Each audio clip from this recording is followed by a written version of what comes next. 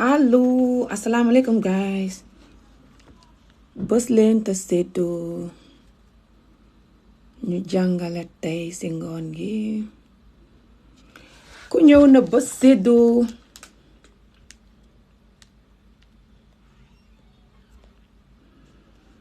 Keep tapping and sharing guys. I'm giving free lesson again this evening. Free Wolof Mandinka lesson again. Also even English, to be honest. For people that are interested in that. Xawma looy wax.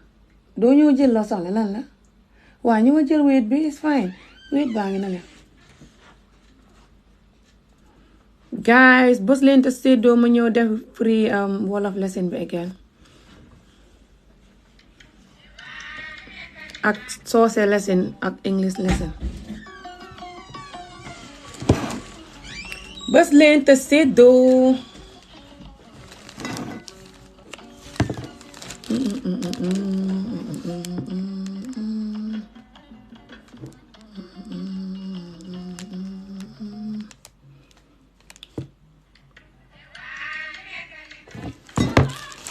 Assalamu alaikum. Bës leen te seddoo ko. Keep tapping and sharing guys. If you want me to continue, I have some Mandinka lesson again also this evening. I have not done Mandinka lesson for a while.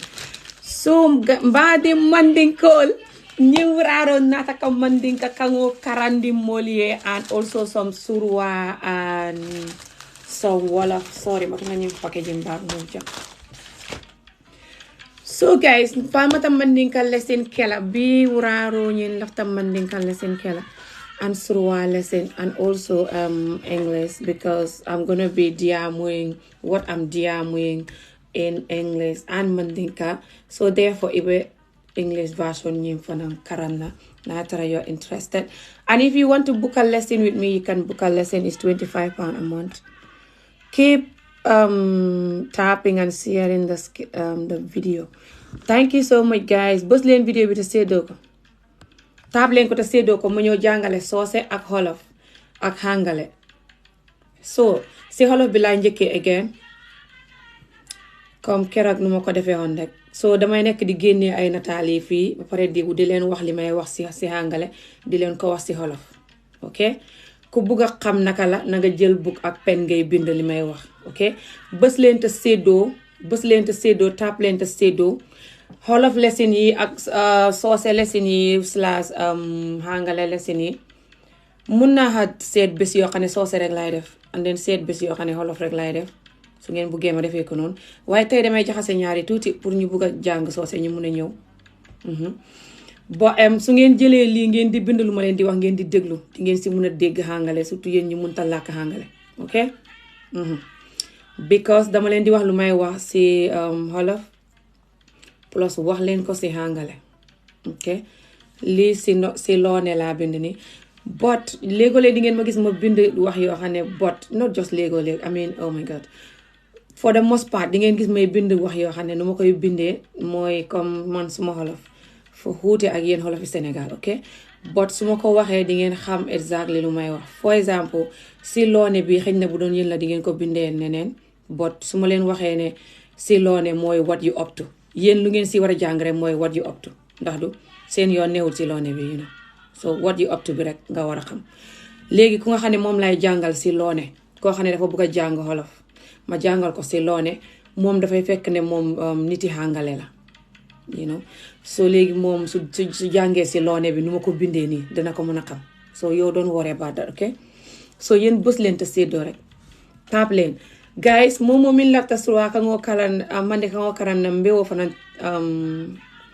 diamula bi I have some Mandinka lesson mi yalon wole benala next after nying surwa wanol so lesson all man care too much don't worry I think surwa nying is about 3 pages and Mandinka nying fana we will see but sometime I'll be writing certain word in the comment section that can you know complete a sentence that I'm trying to tell you guys or something like this okay also if you guys have any question you want to ask me any word how to say it or something like this you can ask me and I'll do my best to respond to you su ngeen bëggee xam comme maanaam nu ñuy waxee nangam si Wolof wala nu ñuy waxee nangam si Hangale mu ngeen ma koo bindal te dinaa leen xëyu na lafta diam do lonnay ka fa ñaari mande Angale kango al se nyininka ninga lomba fola so ala tap aliasia al kana just CJ kaka just jube I want out because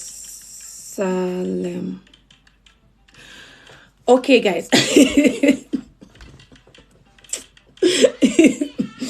modol belef la kanyamande I don't know why. Thank you. Ali video ñu bës alias seddo ala tap aliasia ala tap aliasia bës leen ko seddo ko ma ñëw commencé jàngale bi su ngeen néew di ko bës di seddo surtout yéen ñu bëgg a jàng du ngeen dégg dara bismillah gi ngeen basaab bi nu mu neexee maa koy jaay mais jaay basaab I sell this is hibiscus. I sell fresh hibiscus from Gambia ntele ka wonjol ñin waafi so alkana ñina wala I have wonjo, I have nebedayo, I have namunko, I have so many things, okay? I even have such guru mulka min use sunkaro. I have so many things, okay? Now lafta alinte contact inshallah. Saldo Nicole, everything. So guys, bus lente sedo. So guys, mena start learning surwa kangoning and then mena mandinka kangoning kel. I lafta nga start ni surwa o mandinka. Ngena bugu manjekle na jangal Wolof wala sose. Well, already long kana Wolof ba pare. I already started from the Wolof, guys. I'm sorry. So, may just focus la Wolof nying quickly and then nga come back to and then nga jump onto the Mandinka part. So, ala tap aliasia. Bës leen te séddoo ko mu ñëw commencé Wolof bi. Pare ngeen. Ndax xam na yéen ñuy jàng bind leen su fekkee xam na yéen ñuy jàng. Ma xam. If anyone is learning, can you guys write it down and don't lie to me, okay? If none of you is learning, that's fine. Just if you're learning, tell me. If you're not learning, you just don't lie to me, okay? Just tell me the truth if you're learning or not. Kuy jàng na ma waxal tam wax dëgg gi. Ku jàngut na noppi rek waaye bu leen ma fenal ne yéen a ngi jàng te jàngu leen. Okay, jaru ko. Su fekkee jàngu leen, that's fine. Just kuy jàng na ma waxal ma xam, you know. Koo xam ne mu ngi jàng dëgg na ma waxal ma xam, please. Loolu laa bëgg a xam bala maa commencé.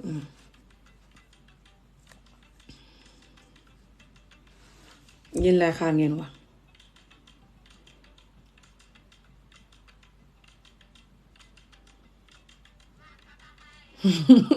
Kuy jàng na wax bala maa commencé.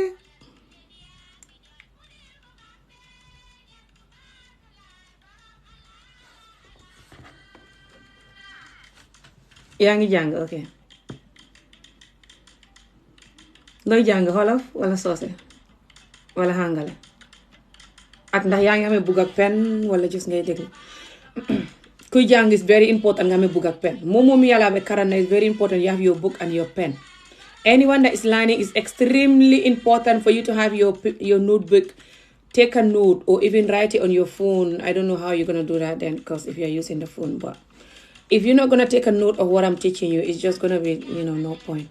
English, okay. Okay, so keep tapping and sharing. Bus leen te seddoo ala tap aliasia guys. Ala tap ngana start. Bus leen te seddoo. Keep tapping and sharing guys. I'm gonna start. If anyone is here to learn Mandinka, write it down. If you are here to learn English, write it down. If you are here to learn Wolof, write it down. Okay guys, we shall jog on. And if you have any word that you want to ask me how to say it in any of these languages, you can ask me, and if I can answer it, I'll answer it. So guys, we're gonna start with this part of the Wolof lesson today. Keep tapping and sharing. Bës leen te séddoo guys. Koo xam ne xam nga loo may laaj mun nga maa laaj nu ñuy waxee lii si Hangale su ma ko xamee rek dinaa la ko mun a wax su fekkee ne mun naa read li nga wax because yéen ñu bëri seen Wolof fi Sénégalais duma ko dee mun a read mooy problème bi bo mun ngeen maa laajte bo yeah keep leen di bës di lifin mbaadi Mandinkool moom min lafta fe ngoo fe ñinin kalantela I kafo ñaadi in any of these languages Mandinka Surwa and English is a nyininkano nimba ninga jabinor inshallah mba jabi. So guys, ala tap aliasia, keep tapping and sharing. Then tap di sedo and then makuma se free lesson be. So guys, inshallah tay li ñi jang moy waxi Wolof yi. Xamna yeneen yi may indi. So last time lu ma leen doon jàngal mooy nit ki dafa nekk di waxtaan ak nit ki bot waxuma woon ndax maanaam si suba la wala si ngoon la wala bëccëg dama doon wax rek mel ni nit ki dafa wàcc liggéey ñëw fekk nit ki si néeg bi di wax ak moom te dinaa continuer conversation boobu next time incha allah but tey dañuy focus si maanaam si ngoon la nit ki nekk right now so nit ki mu ngi bind nit ki di waxtaan ak moom ci bindante ni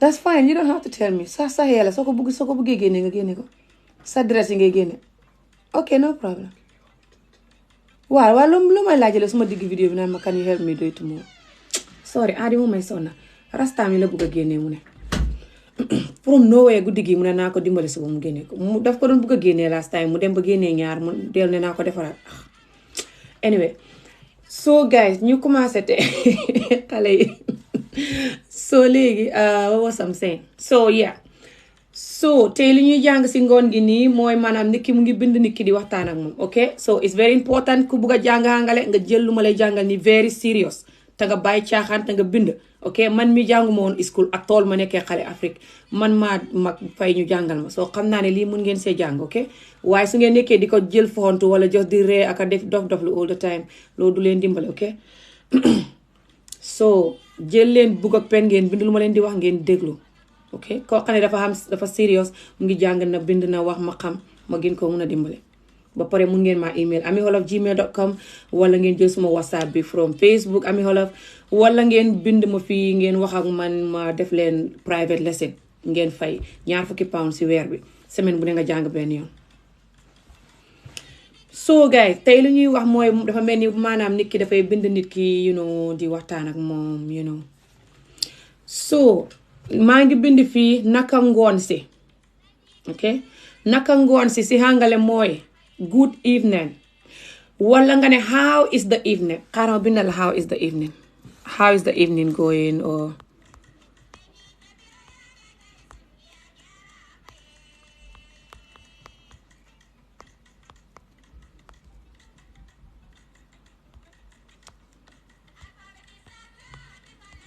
so lu ma leen bindal nii how is the evening bu ma leen bindal nii maa ngi ko pin bu comment bu ma pin noonu mooy how is the evening mooy naka ngoon si so naka ngoon si is how is the evening naka ngoon si these four words before the good evening naka ngoon si is how is the evening but normally in Wolof we don't normally say in English we don't normally say people don't normally say how is the evening people will just say like good evening but you can also say to someone how is the evening going or how is your evening going so mun nga wane how is the evening wala nga ne how is your evening going xaaral ma bindal leen loolu how is your evening going so bu ma leen bindal nii boobu tamit wax bu rafet la bu neex la waxi àngale la how is your evening going mooy naka ngoon si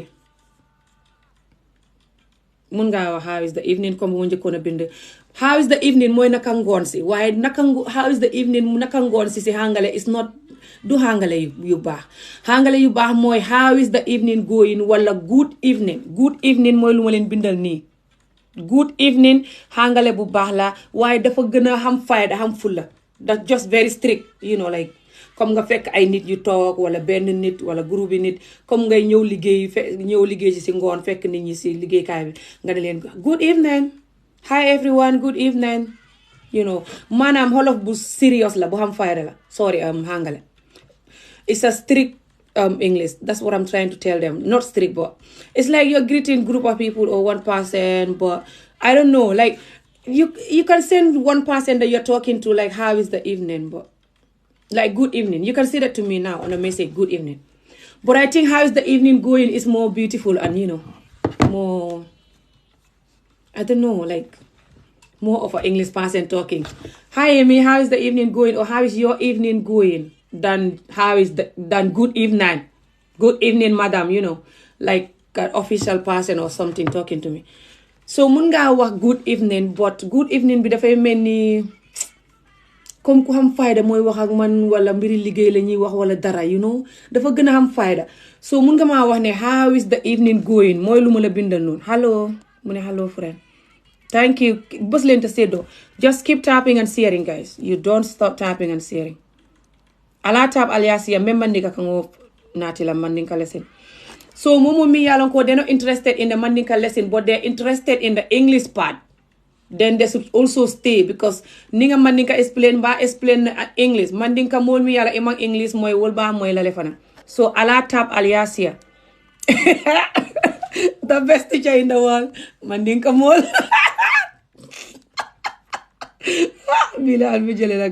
So bës leen te séddoo ala tap aliasia bës leen keep tapping guys. So lu ma doon wax léegi maa ngi ñëw jàll si bisi ron. So léegi déglu leen maa ngi continuer si bisi kaw wala maa ñëw si bisi ron. Okay guys, I'm still continuing on the fourth sentence on the top before I can jump to the last one and then move to the next page inshallah. So naka ngoon si, how is the evening? But how is the evening is not a correct English word, right? Well, you can use it, but you normally use how is your evening going, or good evening, or how is it going, or something like this. I don't know. You can say to someone, how is the evening, but I don't normally hear that, okay? But you can still use it. The person will know what you're saying. But in Wolof, we say, naka ngoon si. Naka ngoon si. How is the evening? So then the person will say, jàmm rek. I'll write that down because I did not have that here. So what I have here is the person responding to you, Chilone, and I just jump the whole jàmm rek part. Who does this? Me. Wait, so the person is supposed to say jàmm rek and they just jump Chilone. So sorry guys, jàmm rek ma ko fàtte. Jàmm rek. Jàmm rek or jàmm rek, doesn't matter which one. Good, thank you.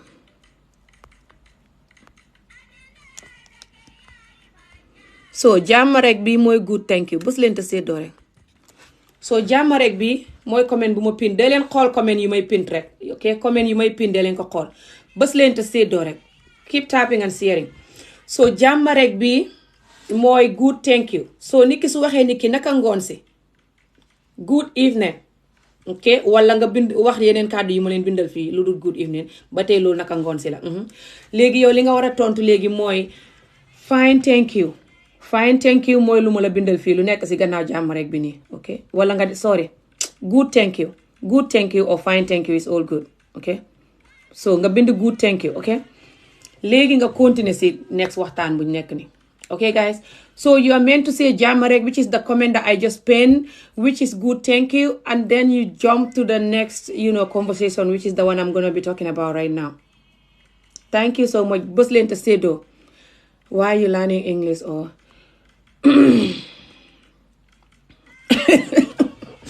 I don't know why you're asking that. Anyway, bës leen te séddoo guys. So nga ñëw si beneen wax bi, you come to the last word here. So the last word here is Silone. Silone is what you up to. Silone, so what you doing? So what you up to? And then you can tell the person what you up to, which is going to be the next conversation. Keep tapping and sharing. Bës leen te séddoo ko rek. So léegi borom mu ne la Chilone. Chilone mooy what you up to. What mooy lan? You, yow. Up to mooy ne. Loone. Oh my god. Up to nu ma koy waxee si xolof. Up to is complicated because up to is, you can use it for many different things. Don't worry about it. What you up to? Chilone. What you up to? What you up to? Chilone. What you up to? Okay. Ba pare borom mu ne ko maa ngi def nangam xaaral ma ñëw indi leen lu muy def. Bës leen te séddoo. Just keep tapping. So I will bring the next word what the person is doing. Okay guys.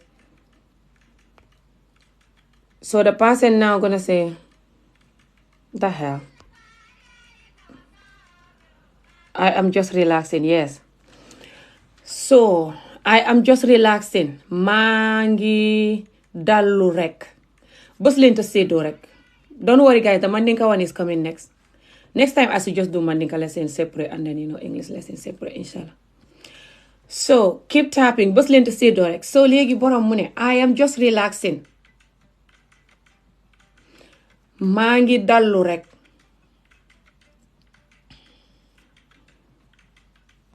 maa ngi dallu rek. I am just relaxing. maa ngi just relax. Defuma dara, ndogu naa pare, julli naa pare, wala julli naa timis te julleeguma gexe ak naa fela maa ngi dallu. Just yaa ngi dallu right now. Okay? Yaa ngi dallu. Okay? I am just relaxing now, I've done A, B, and C, and I've not done S, Y, Z, or I'm just finished with whatever, or I'm just dalluing, okay? I'm relaxing. maa ngi dallu, okay? I am just relaxing. maa ngi dallu rek, okay? Or you can say I am just chilling. God, my phone is not charged. Mun nga also wax ne I am just chilling. Or nga ne just chilling. Yéen ñi jàng Hangale, I'm talking to you guys that are learning English. Just chilling. Jël leen wax buy ñëw ni next. Comment bu ma pin ni. Just chilling moo gën a cool te gaaw. Yaa ngi text doo fa nekk di I am just relaxing. Mun ngaa bind loo loolu dafa gudd. Just chilling. The hell, this black and white, this black thingy around me. I don't even like any of this, but I don't know why they're doing it. Just relaxing. Wala nga ne just chilling. Just chilling bi mooy comment bi nii. Bu ma pin nii. Just chilling. That's more quick and fast comme yaa ngi text ak nit, okay? Léegi we're moving to the next one. Kuy jàng English na bind. Kuy jàng Wolof na bind. Anyone that is learning English, they should write it down. Anyone that is learning one of them, they should write it down so I know who is learning which one. Okay, dee leen bës di séddoo rek. Bu leen stop di bës di séddoo. Okay, so maa ngi indi beneen wax bi léegi. So, and then su ko defee nit ki mu ne la bind bi dafa kawe waaye xaw ma ndax yéen a ngi koy gis because TikTok lu ñuy def nii su fekkee gisu leen ko ngeen waxal ma bind ko si comment bi because man lii mu ngi may xiiral ndax mu ngi leen di xiiral yéen tam. Oh my god,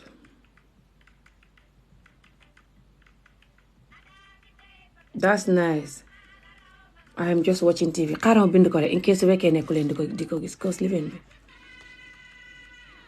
Oh, that's nice.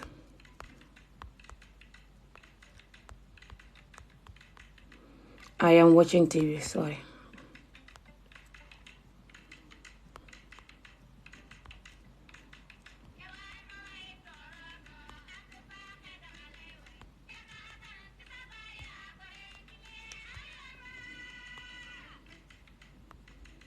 So comment bu ma leen pinal nii mooy lu ci kaw li nga xam ne foog naa ne leeru bës leen te séddoo rek dama war a jëli suma caaja bi sax de téléphone bi caaju te aadi dem na nii.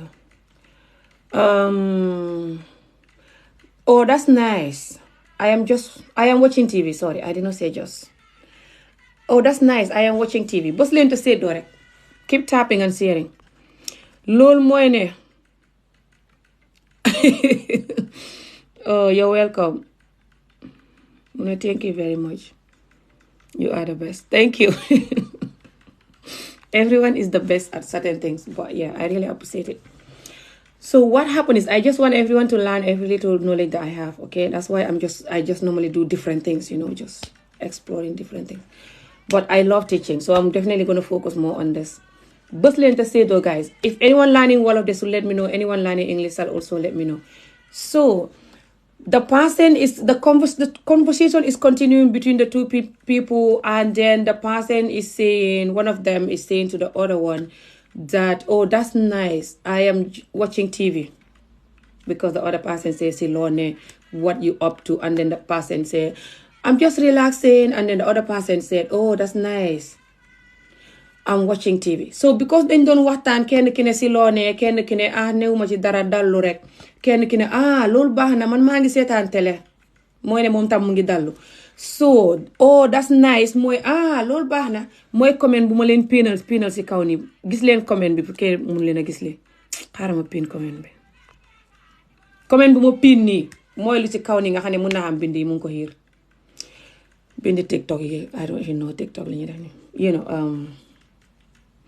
bës leen te séddoo rek tap leen so oh that's nice ba pare nga mooy ne nii ñu ngi waxtaan ñu ngi happy you know oh that's nice su la English person waxee ne oh that's nice nit yi hàngale su la waxee ne oh that's nice mooy ne ñu ngi happy si li ngay wax ok suñu happy dañ lay wax ne that's fine or just whatever dafa des ci lan lañ lay wax that's fine tam nekku ne saa wuñ la ko waxee ne happy wuñ ba mbala ñu ne la ok or something like this ok just noppi wala ñu ne la that's fine wala ok wala just waaye suñu nekkee di la oh that's nice loolu mooy ne dañ happy ok soo déggee English person di la nit yi hàngale di la wax ne la oh that's nice xamal ne dañ happy soo gisee o bi oh that's nice soo ko gisee xamal ne ñu ngi sawar si liñ leen di wax ok so kooku mu ne ko ne oh that's nice I am watching TV loolu baax na man maa ngi seetaan télé mooy ne moom tamit mu ngi relax seetaan télé bës leen te séddoo rek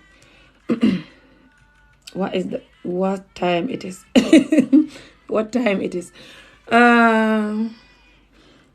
it's 10:40 22:40 bës leen te séddoo I am welcome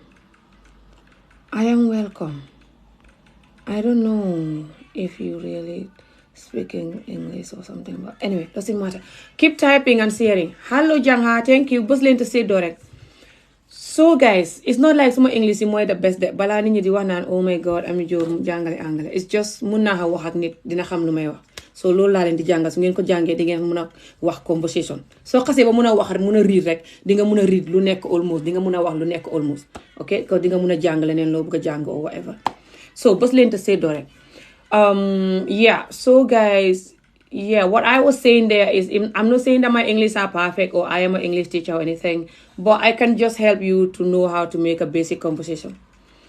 So right now the next word here which is the last one is also Wolof.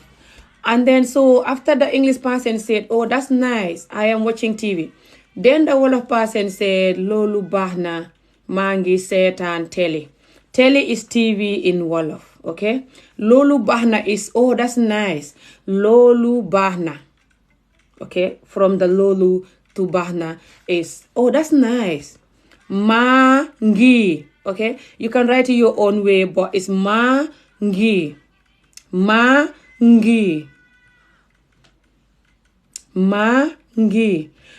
ngi seetaan télé seetaan it's simple just say and then tan télé or télé télé or télé whatever one you know but we normally say télé but I think I wrote it télé yeah this is télé but it's normally télé in Wolof but doesn't matter télé whatever they will know what you're talking about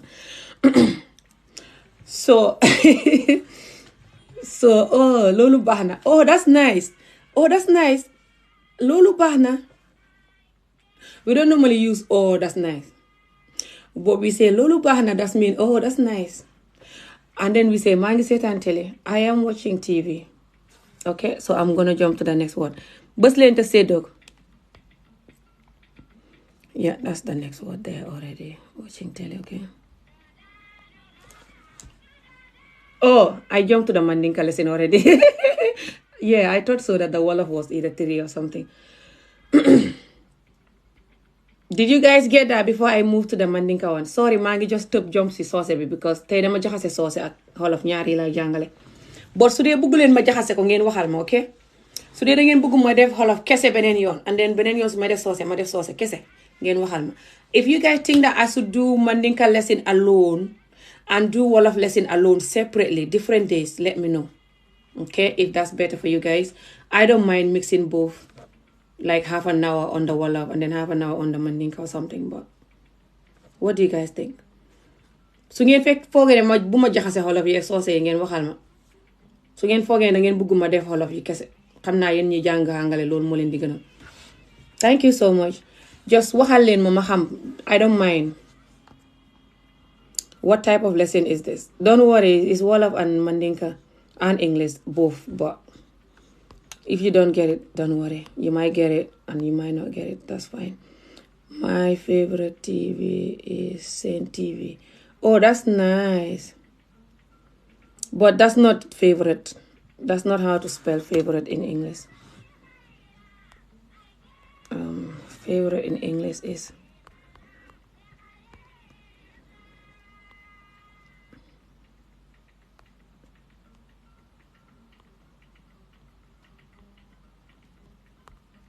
ni ngay waxee favorite si English. jërëgeen jëf bës leen te seddoo ko rek. Angale ni la dee bindee favorite.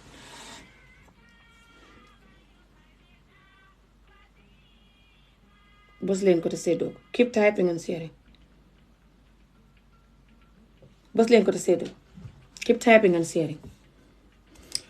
So guys, now Molbe Mandinka lesson kela, okay? Ku bugg a jàng soose na wax su fekkee kenn buggut a jàng soose nag moom ma continuer si xolof yi rek ndax xam na fi si yéen kuy jàng soose. Is anyone here that is interested in the Mandinka lesson? Because if not, I can just continue teaching Wolof, but that means I'm not gonna have Wolof on the screen anymore. But I can bring up what was in the screen and continue the conversation in the comment section. But kuy jàng soose na wax koo xam ne jàngu soose na wax. Aha, kii mu ngi jàng soose ne mu ne yes. Ika ma nekk woo karang.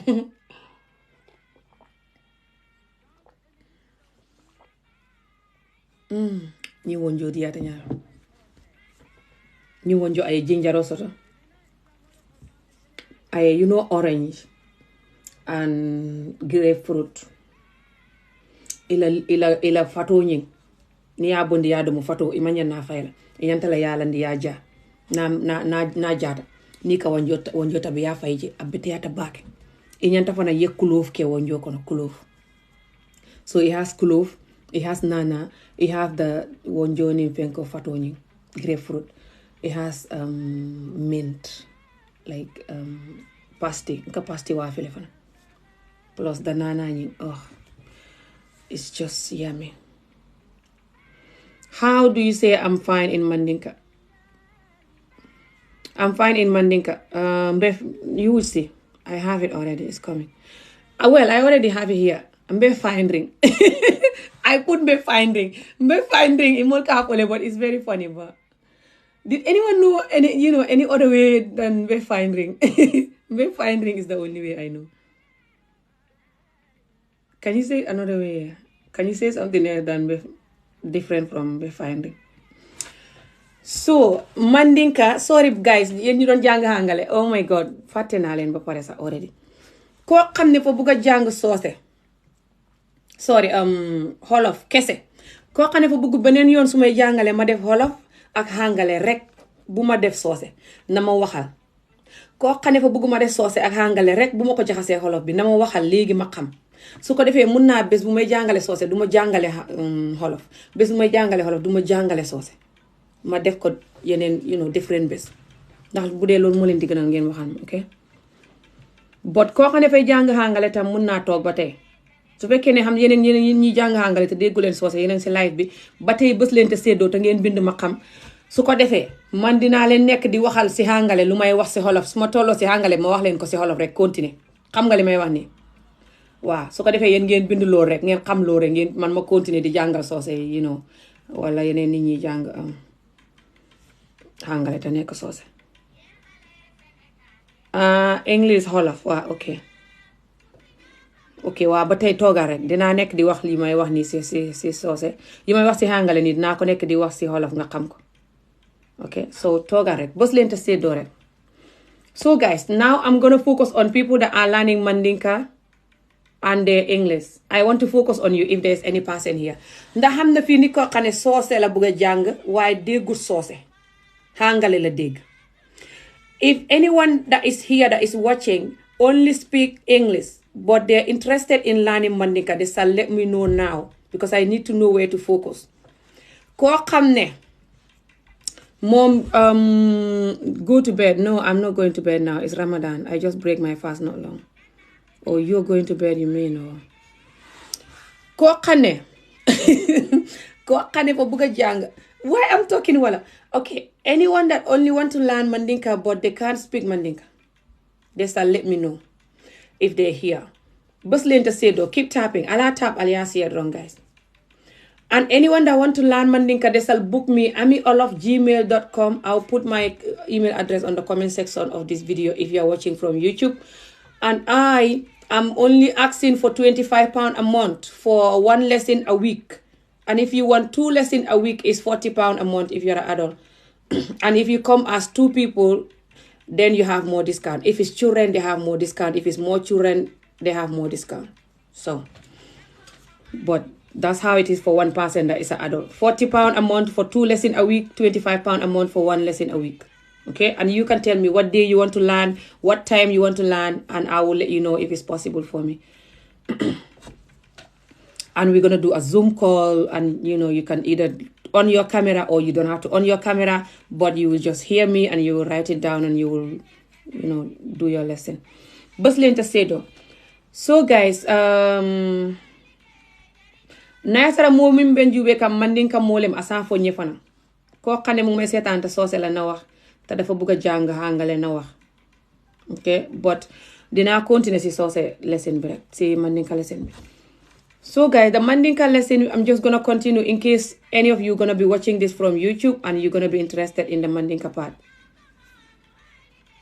So guys, the Mandinka lesson. So this is Ibe Nyadi. Ibe Nyadi is how are you?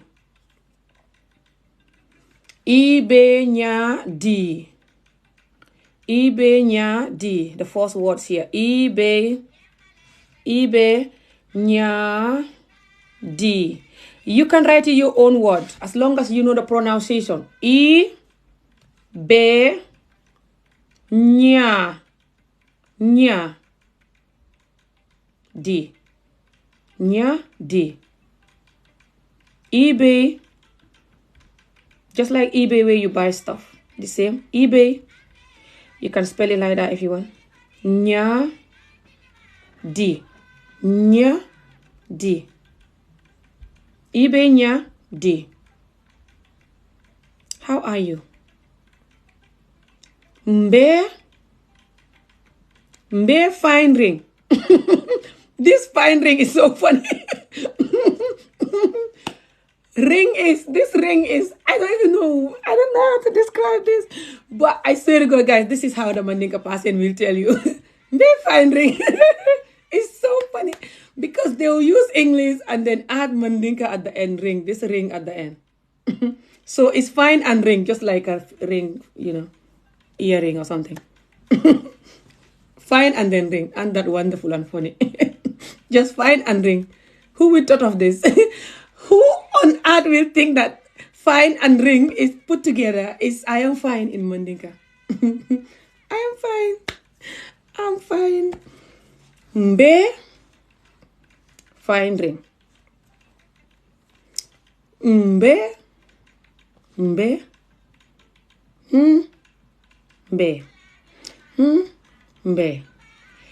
fine ring. Mbejang. Mbejang, you can also use that. Someone wrote that down here, Mbejang. Jang as in Jang. Jang is also, I'm just here. I'm fine. You can use Mbejang or Mbe fine ring. They're both correct. This person remind me of that word. They're right. Mbejang, people also use that. Mbejang is, I am just here. Jang is here. Okay? Jang. J-A-N-G. J for Juliet, A for Alpha, N for November, G. Okay, G for, not J for Juliet. G, what's the word for if you are describing the word, the letter? What do you use for G? I don't normally use G for when I'm talking on the phone and trying to tell people the word.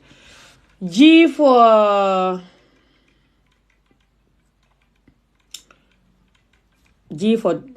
this word here, good.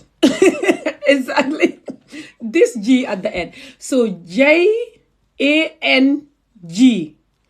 Jang. Mbejang. Jang is here in Mandinka. So I am just here. I am here.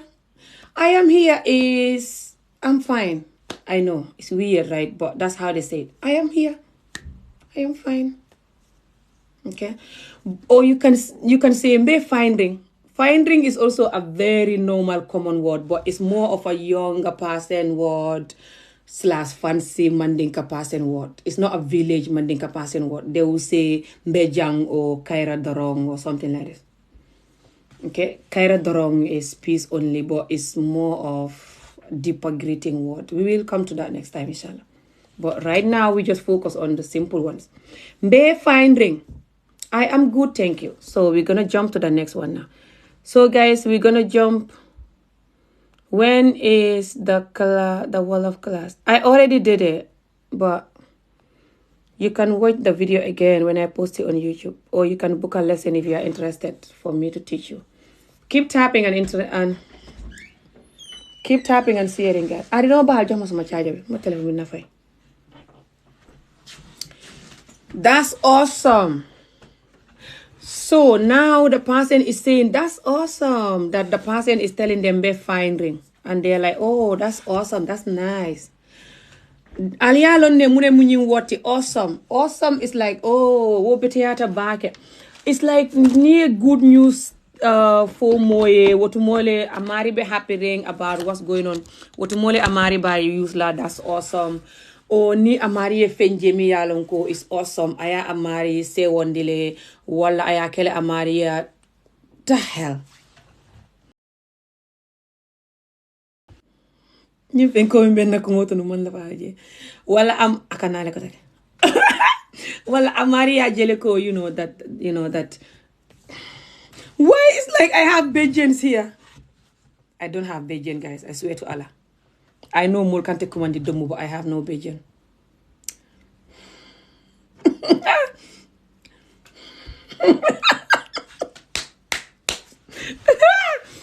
Now they will even call me the mumo. They will say that I have Bajan. TikTok giving me Bajan. So guys, Bajan is a horn in English. Horn. A horn is Bajan. I'm saying it's like I have a horn.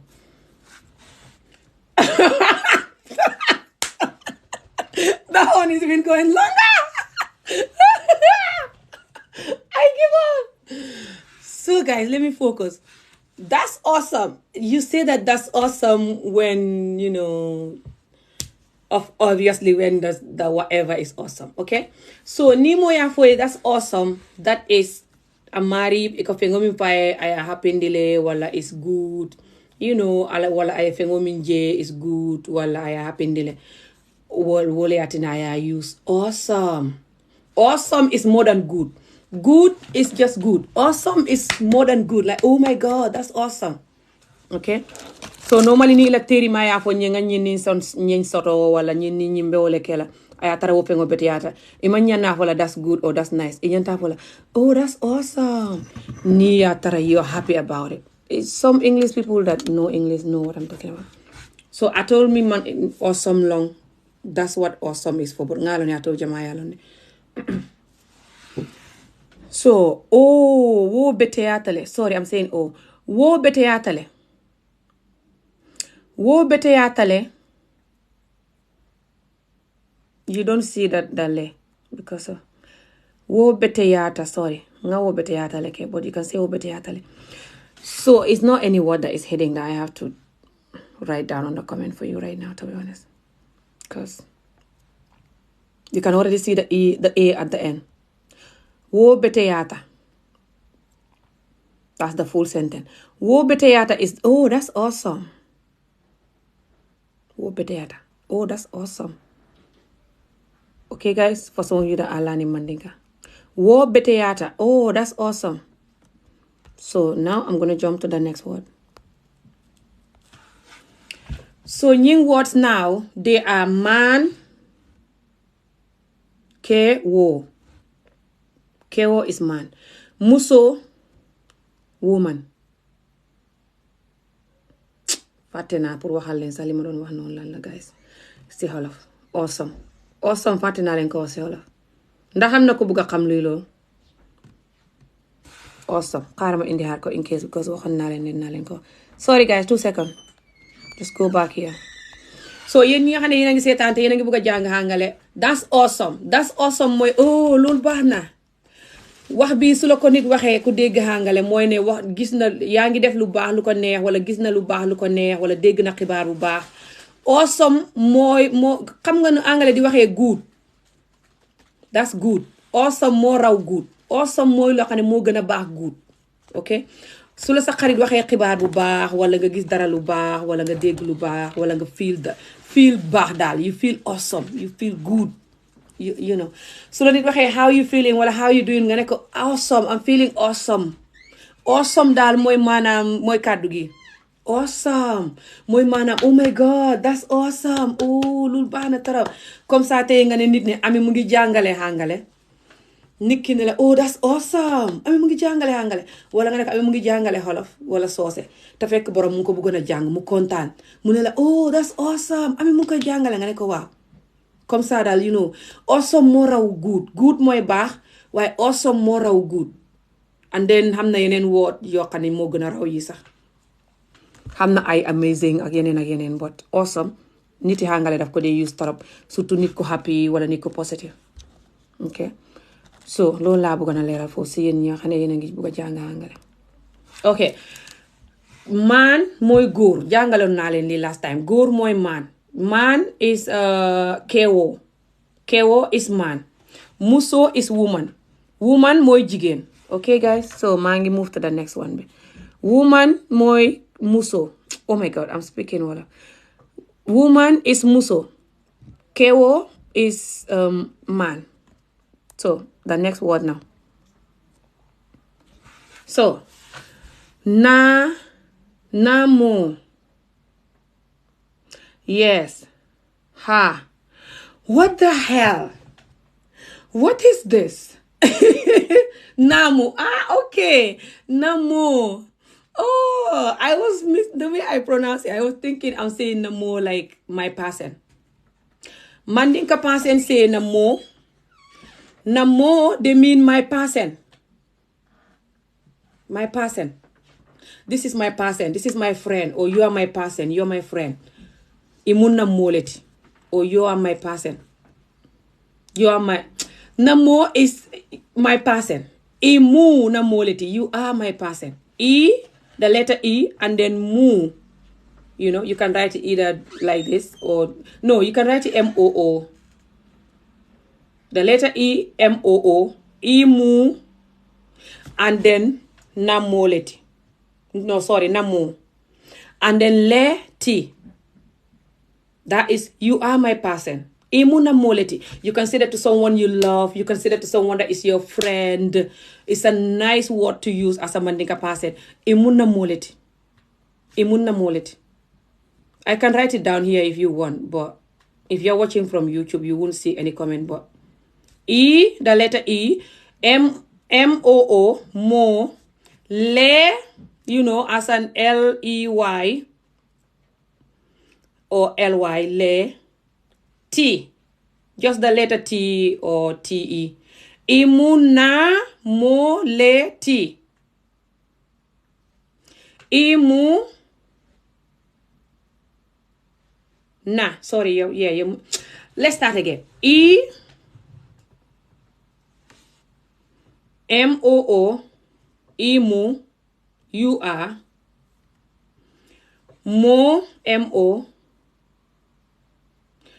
le T. You are my person.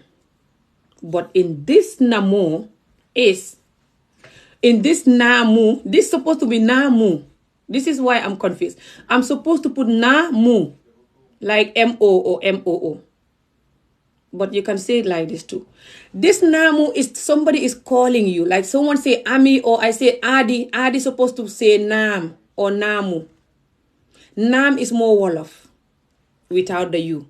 Namu is more Mandinka. Wala ya for ha? Ha? Ya danko ha?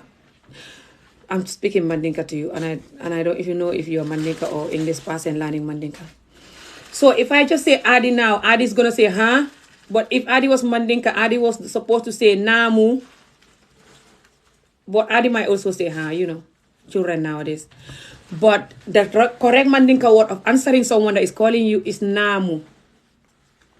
Namu is yes for someone calling your name. This namu right now is someone is calling your name. You said yes. You're answering the person, okay? And then ha. Ha is also yes. Ha. But Mandinka people can also use, they normally use this word not for when somebody call your name. This ha is for when someone asks you something and you said yes. This is why I put this ha. Because I don't want you to just carry along the yes, the English word yes, you think that's namu. So next time when someone asks you question, you're going to tell them namu. And you don't tell them namu when they ask you question. You have to tell them ha, yes. For example, they tell you, Amy, is this yours? Nyim mu italeti. Nying mu italeti. Or itele tamu nyinti. You're meant to say yes, ha. This ha. You can put H-A-A or H-A or H-A-H. Ha. This ha is yes for when someone asking you question. Do you understand the difference now? And this yes on the top, this namu yes, is for when someone call your name. Okay? Namu, yes. Like this person wrote it down, is M-O. Namu. Okay? Di maa ngi des sama vidéo sama mu ne may jàmm man léegi tamit pare sax xam looy kurukuri noonu lan la. B is today. B is today. Okay? B. When the English person tell you be, they mean today. Sorry, when the Mandinka person tell you be. Just be like a bee, going buzz, like a busy bee. Like the bee that, brings you honey. B is today. Okay? So fàtte naa guys yéen ñi jàng hàngale lu ma bindoon foofu ci kaw balaa bi. So yes yu ma bindoon ci kaw xam ngeen yes te du yes mooy maanaam comme ñetti wax yi. Y-E-S, yes. Yes mooy waaw. So don't worry, jarul may indi xaal loolu because ñaari yes rek moo fa nekk. Yes mooy waaw. Ok, yéen ñu bari xam ngeen loolu sax. Waaye yesterday mooy démb. Yesterday bi ngeen gis nii. Yes bi ba pare ta and then day. Lii mooy démb. Lii mooy today. Today, yesterday. Tey, démb. Bii mooy tey, bii mooy démb. So yéen ñi jàng English, okay? So guys, sorry, because some people are here and they're learning English. Because they want to learn English because they're Senegalese, okay? I have Senegalese that are learning English and I have people that are learning Wolof and Mandinka. It's complicated. Or I have people that are learning Mandinka also, oh my God. Okay, so yeah. So B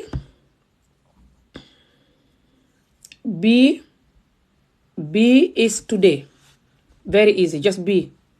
You can even put B-E. You don't have to put two E if you want. Just B-E. Today. Yesterday is kunung. Kunung. I don't even know what I've wrote here, kunung or whatever. I think I'm supposed to put kunung, but I think I put kunung. I don't even know what I've put here, guys. It's kunung. It's nung. Don't know, I think I put kunung. Thank you. I love you. Kunong. The best teacher in the world. Ah, God. It's nung. Nung. So the nung, I think was supposed to be N-U. N-U-N, I don't know. However you write it. As long as now you know. This word here was meant to be nung. Ku and then nung. Nung. Mandinka have a lot of ndingo, na, mfa, Mandinka have a lot of that. Okay? I love Mandinka. I should speak Mandinka more. So guys, ko nung. This meant to be nung. I think it's now like nong or something. This is not nung, isn't it, guys? What is this? I think it's nong. It's supposed to be nung. I think it was supposed to be you.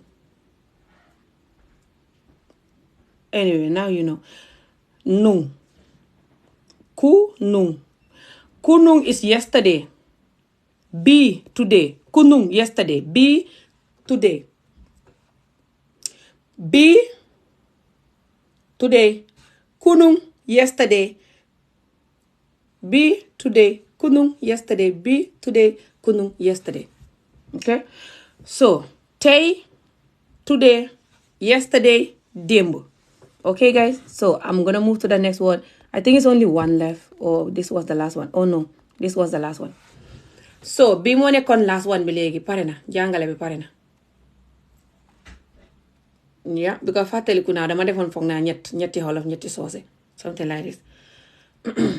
So, guys, I did not want to make it too long, It's Ramadan. I have to go and pray again. Nafila. This Nafila prayer, you have to pray like a lot. The longer you pray, the better. So I need to start praying now. Before I'm going to be sleeping in the middle of my prayer. So, if any of you that is interested in learning Mandinka, when I'm teaching you, it's going to be totally different. Because I'm just going to focus on teaching you Mandinka. Right now, why it's complicated is that I'm teaching the Mandinka people that want to learn English, and I'm also teaching you that want to learn Mandinka. That's why it's complicated. But if I'm teaching you and you just want to learn Mandinka alone, then it's easy, yeah? Imagine how easy that will be. I will just focus on teaching you the Mandinka word. You already know the English word. But I'll still write it down then, But if I want, I don't have to even write it down. I'll just write the Mandinka word and tell you what is it. For example, I'll be like, being kata marseto, and I'll just tell you this is being kata marseto. I don't have to write it in English, for example. You know what I mean?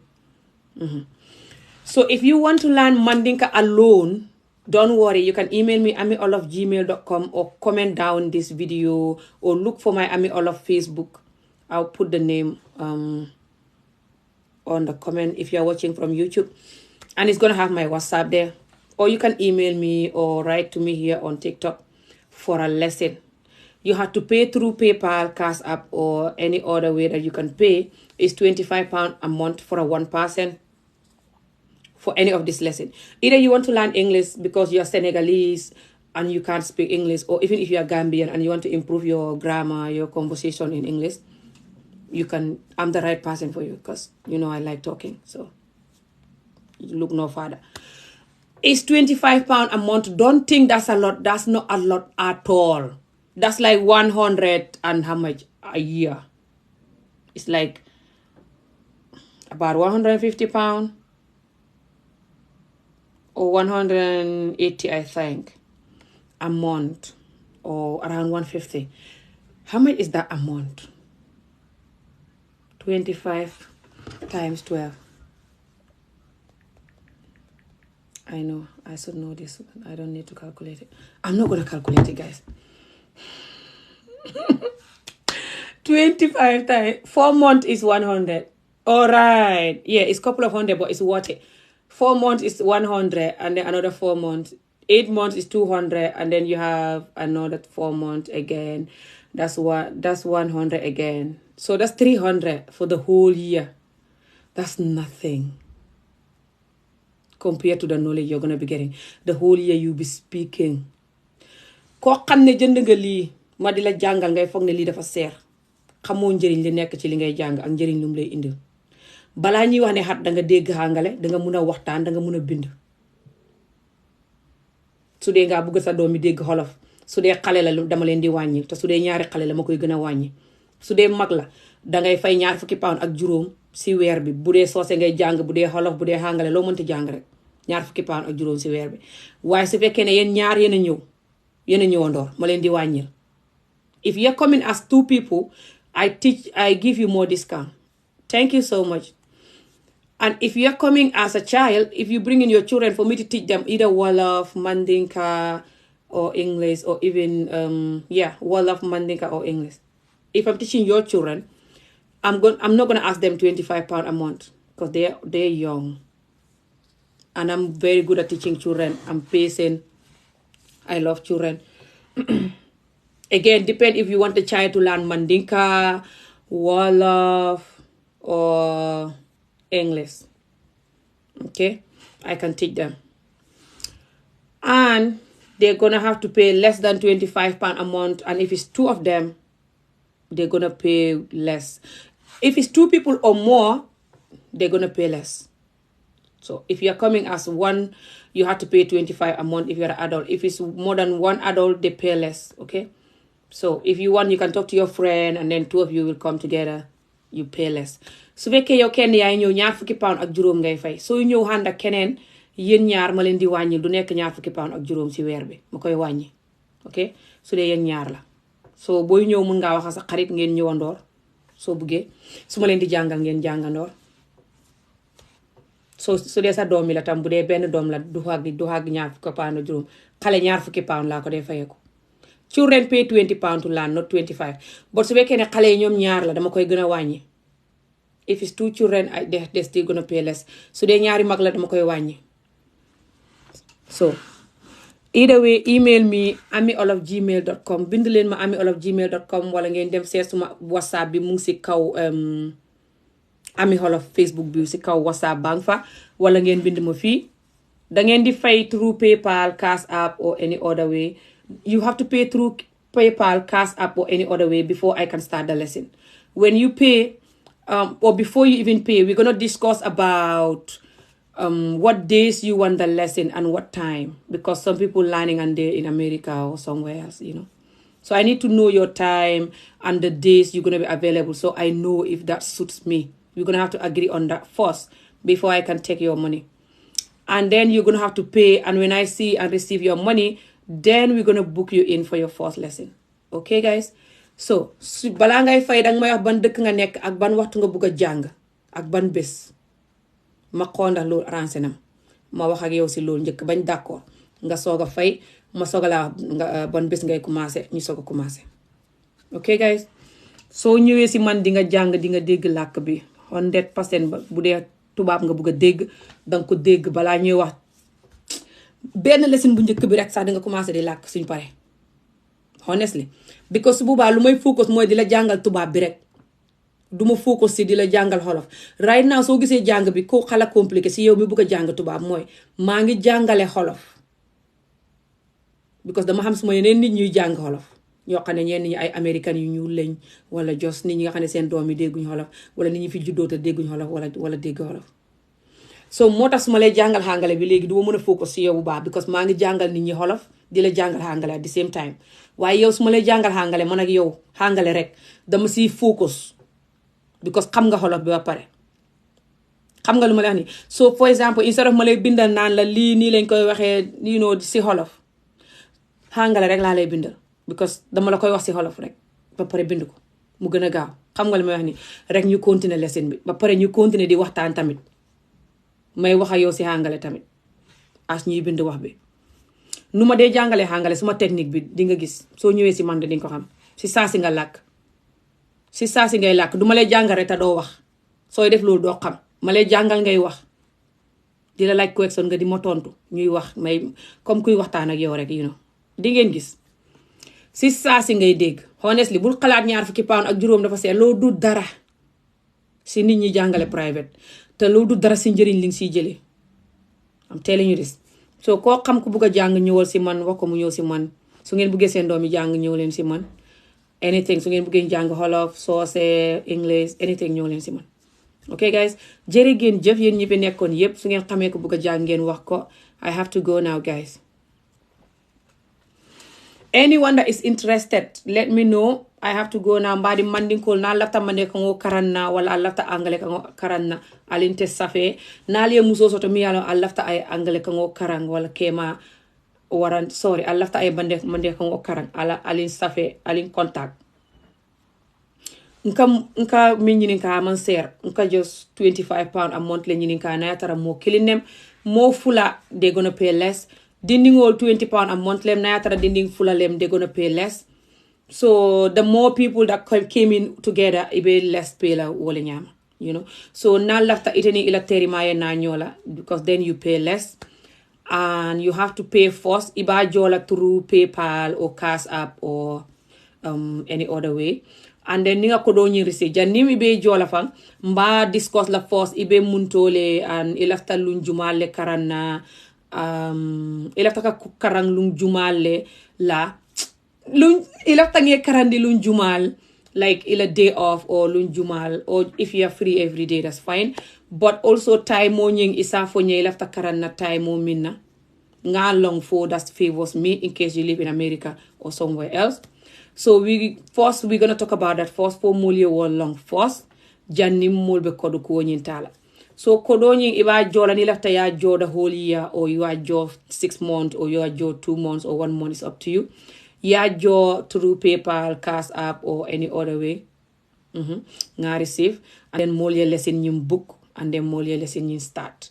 Lesson nying kake nyaming is that I'm normally gonna book you in a Zoom call. So mbe Zoom link nyin dile la itele nyanta Gmail email address ibe wole soto la. Ni Gmail email address soto nying abe ma koy la. Nga link nying ki Zoom link nying. Ya just press the link and you came into the screen. Ni nata on the screen ni man la fi molye nyaaje aman jariye la camera on ibente moy la ibente jela hani sign ngam ming safe yaaje. Ya ta ya safe molye conversation ke ye karang. Okay, inshallah ni ye karang from te just even first lesson ibe improve la, and definitely 1 month ibe improve la back. The technique nga min use nga min use mbe wole dile la ya use isi diamuno isi English ni lafta English karana wala ka English diamu isa diamuno mol se moyno. It's not difficult. Nasare lafta mandi kango ila dingo ya moy wala ikema wala muso mba karande la fana. Na mandi call they're not the best, but ngalo ne how to kachani mo. Si kachake no mandi kango la mo sinte na dia mo long. So mbe word run transform la into this person that is coming. Okay? Alright guys. Ali, thank you very much. Ali, have a good night. I have to go now. Jirigen Jeff mangi dem guys. Thank you. You're welcome. Oli. Jirigen Jeff. Jeff, don't forget to give Mam Jai English lesson. Mam Jai is not gonna learn English at all. A lot of people don't care, but learning is very good, especially new languages. Ki mu ne na jangal Mam Jai hangale, Mam Jai du buga jang hangale at all. Nit ñu bari duñ buga jang dañuy xalaat ne mag nañ wala jos te jang dafa baax trop. Surtout jang làkk, surtout làkki angale, because làkki angale international la. Fo baax torop soo ko jàngee aussi man sax danga ko war a jàng bu dul man sax dina la dimbale torop. Ok, jërëgeen jëf guys, xendu leen jàmm naa leen gis beneen yoon su ma leen gisatee amin fanaan leen jàmm jërëgeen jëf. Thank you so much guys. Let me know if you are interested to learn any of these lessons. Contact me on amiolof@gmail.com, which is just Ami. The Olof is OLOF. amiolof@gmail.com. OLOF. Okay, but you can say Wolof, but it's not Wolof. That is just the W in the beginning of the sentence. That's the English way of saying. Can't talk this fast. I break my fast, but I'm tired because I was hungry all day till 8 o'clock almost, and then I ate too much. Not in a bad way because I ate salad, so it's not like I ate rice too much, but just making me tired now, and yeah, and I have to pray, so I have to go. So the Wolof word in English is the Wolof with the W at the on the beginning. Oh yeah, at the beginning, on the beginning. I don't know. W Wolof, and just Olof without the W. The Senegalese people, they will just say Olof, which is OLOF.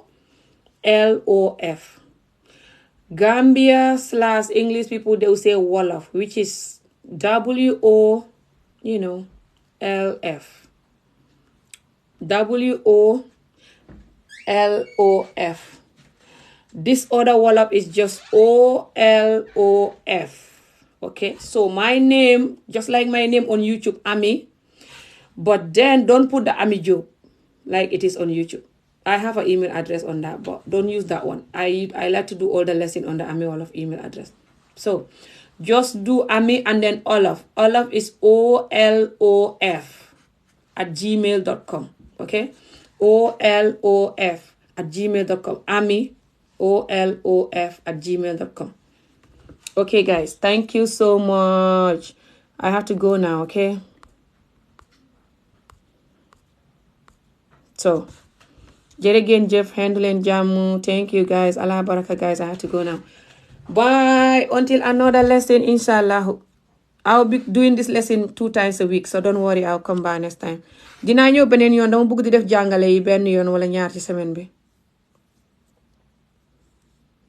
I'll be coming once or twice a week, inshallah, if I can. So, yeah. Bye, guys. Inshallah, benala once or twice a week. Sinya killing ofula. Kal karande. Inshallah, if I can do that. Until then, see you again. Bye. Allah baraka, guys.